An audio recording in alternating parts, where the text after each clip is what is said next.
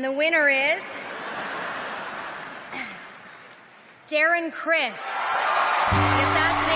Ha battuto tutti e si è portato a casa la statuetta come miglior protagonista in una miniserie. Darren Criss è un attore in ascesa grazie alla sua interpretazione del killer in L'assassinio di Gianni Versace.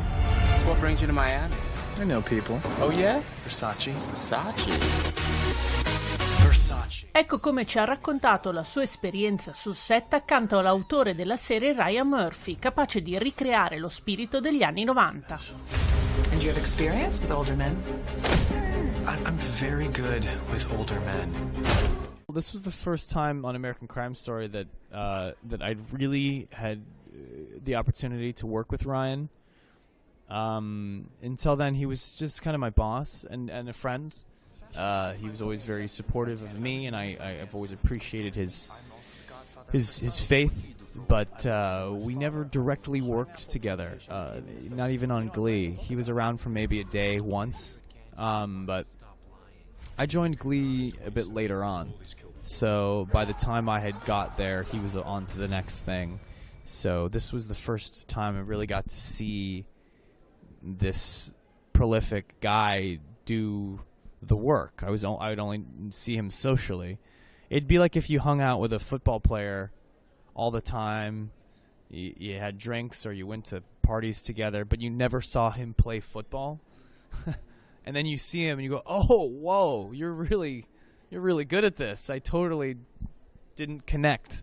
So that's what happened with me. I knew him socially, and then I got to really create this project with him, and that was such a joy because you start to realize why he's so talented and why he's as prolific as he is, because he's very talented. Also made you, Mr. Versace, into a star. You're not better than me. We're the same. The only difference is that you got lucky. Ryan Murphy shows don't spare any expense on production design. So between the fashion and the music, and I think when you're living in a time, you don't know how rich the culture really is until it's gone. I think if this was 1998, this is 20 years ago, we'd say, yeah, but like what happened in the 90s? It all happened in the 60s and the 70s, maybe the 80s, but it's all over now.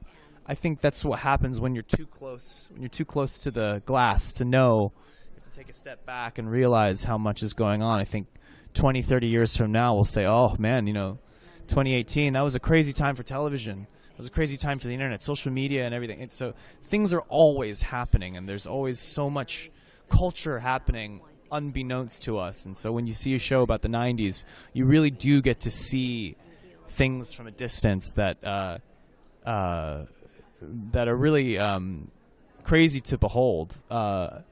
Things, 20 years doesn't seem that long ago, and yet a lot of the homophobia that exists in our story was so predominant that you kind of forget that was something that really was an unfortunate variable at that time.